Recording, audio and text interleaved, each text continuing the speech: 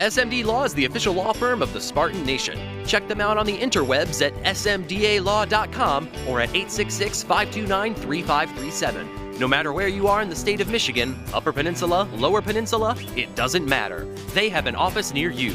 So whether you need to send a letter to an annoying neighbor, or you're a criminal and you need defense, maybe you just have problems with elder law, check them out, smdalaw.com today. The official law firm of the Spartan Nation. Call them first, then you act. Get everything else better and stay the best in the run game. But, we got to get more sacks. We know that. More pressure on the quarterback. Just create more turnovers. Hopefully we can get a couple touchdowns defensively. We've only had one in the past 2 years. Do you guys feel like you can be the #1 defense overall in the country? Absolutely. If I didn't believe that, then I wouldn't be talking about all the hype and I wouldn't be answering a lot of questions. I think we could be #1, #2, #3 in the country, no doubt in my mind. We have all the pieces, all the experience, all the leadership, so if we put it all together, we'll see what happens. Joe, I know that you're an Ohio guy. I just wanted to ask you, coming out of high school, did you have much interest from Ohio State? Did you talk to them at all when you were being recruited? I think it was kind of very little interest from them. Obviously, I grew up an Ohio State fan from Ohio. It's just what you do. You walk 5 minutes down the road, you're going to see an Ohio State flag no matter what. But I kind of fell off with them, and Michigan State was a great recruiting school. Coach Bolin was great at his job of recruiting me, and from there it took off, and I was just waiting on the scholarship. Once it came through, I committed on the spot. Is that a chip on your shoulder at all when the home state school doesn't recruit you to want to go somewhere else and prove how good you are? I want to beat them, obviously, just because I'm from Ohio and I'm 0-3 right now against them, so this is my last chance to do it, and it's one of my goals this year. When you look back now and where you ended up at Michigan State, kind of why did you choose Michigan State, and are you very happy that that was a decision you ultimately made? It's the perfect fit for me. I can't complain one bit. They're built on defense, toughness, hardworking, giving great effort, and that's everything that I was built on, from my parents back home, and that's how I'm going to raise my kids, just the things in life that you need, and that's exactly what we preach here at Michigan State. Joe, what do you see different than Brian DeWorke right now? He's got zip on his ball again. He just looks like he's comfortable throwing the ball, so I'm excited for him. I think he's going to have another big year. I know a lot of people are counting him out, but he's our guy, and I think he's going to have a great year. When you see a guy playing through injuries and maybe being limited, I guess how do you mitigate that as a player? You want to see a guy, if he's hurt, play, but you don't want him to play if it's costly. Yeah. No, he thought he was good, and obviously we all trust his decision. He's a competitor. He's a leader on the team. So what he says kind of goes with most things. And, we're behind him, so whatever happens, happens. We're going to forget about last year, move forward, and you're going to see healthy Brian DeWorke again. I guess going off that, Joe, how's he different after being a captain last year and being in the spotlight, sort of behind the scenes in a leadership capacity? Do you see anything different from him there?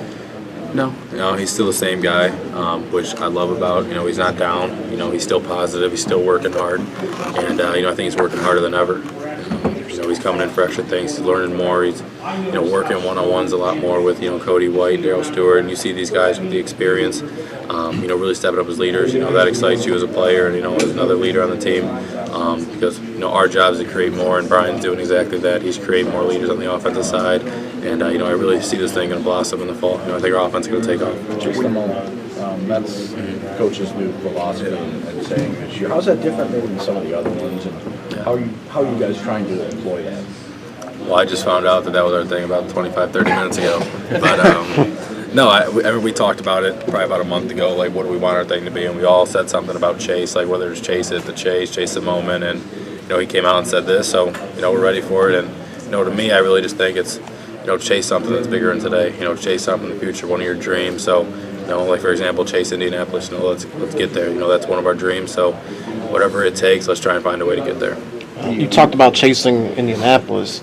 Prior recruiting class had a ton of success with New Year's Six, going to the Rose Bowl. How much does that mean to your legacy to finally be able to get to a spot like that in New Year's Six or in the playoff semifinals? Yeah, I just want to leave my mark on something, whether it's Big Ten championship, Rose Bowl, Cotton Bowl, something. I want to get to something that's just bigger than anything I've done the past 3 years, and we've done the past 3 years. So as a class, as a senior class, we want to do that for Michigan State and get us going in the right direction again. When you look at what you guys accomplished last year as a defense, top 10 in a number of categories, you look back at some of the great defenses at Michigan State, 11, 12, 13. Is there a motivation from you guys to not only obviously play at the level you're capable of, but try to lead, mark that every teams 20 years, 30 years from now to look back at the defense and say, that was one of the Yeah, and we have all the pieces to do it. We firmly believe that, and those are some great defenses to get compared to. So, that's our job now is to live up to that, and that's a standard that's been set. And we know the defense here is going to win us championships. That's how Coach D's always been. So, we got to be special this year again. Not put any pressure on us at all. Just go out there and play. We've been doing this stuff since we've been 6, 7 years old, just playing some football. So, we're excited for this year again. I asked you after the spring game, who was the most underrated players in your team, and you said maybe the backup defensive tackles. You said the starters, everyone knows how great they are, but you said, man, when those guys get a blow, still love what they do. Is that underrated on this team, the depth of defensive tackle? Yeah, someone asked me earlier who our unsung kind of hero is on the team, and I just said Big Mike, Big Mike up front.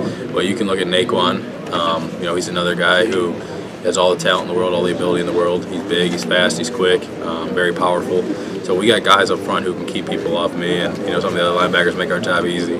But they do a great job up there, and I wouldn't want anyone else in front of me. We have the best D-line in the country. I firmly believe that.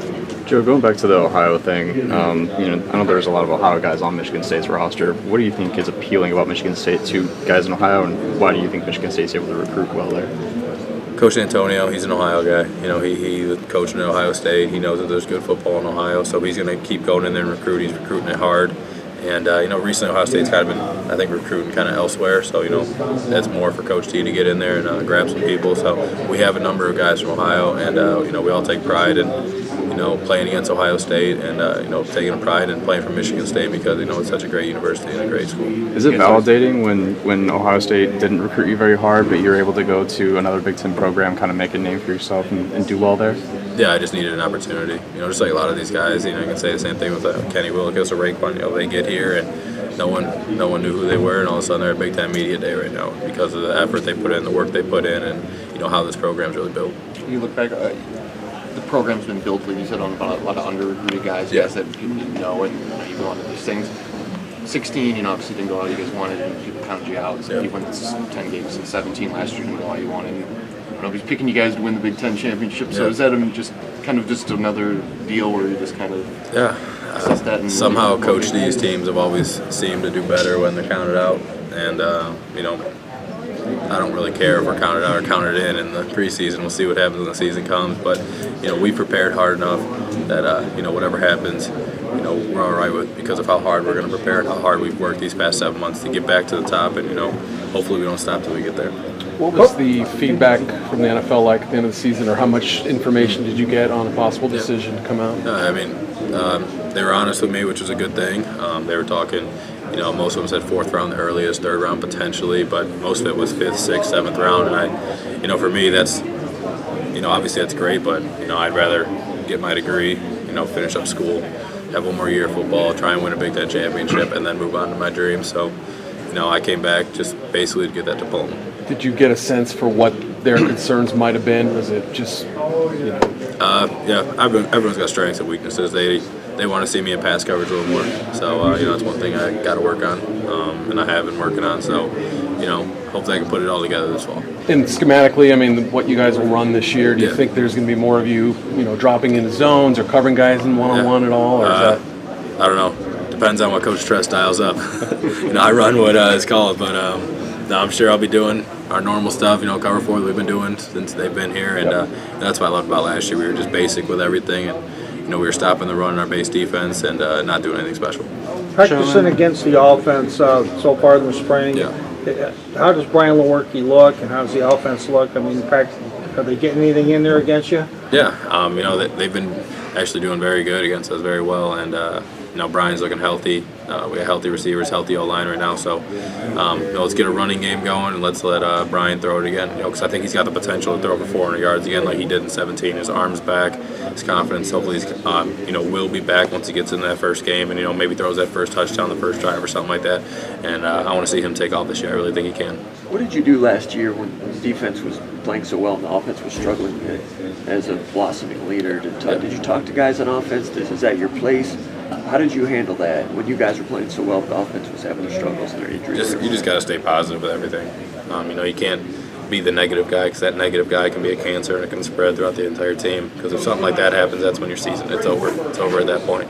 So once you believe in everyone else, and yeah, you can talk to people one-on-one. I mean, I had one-on-one conversations with multiple people on the team, offensively and defensively, and it's just stuff that has to be said, man on man. Let's talk about this, like what's going on here, what's going wrong here, and that's how relationships are built, and that's how trust is built. In the spring, Joe, Coach Dressel talked a lot about developing 22 starters was sort of the main goal, just with you and a lot of guys having so much experience on.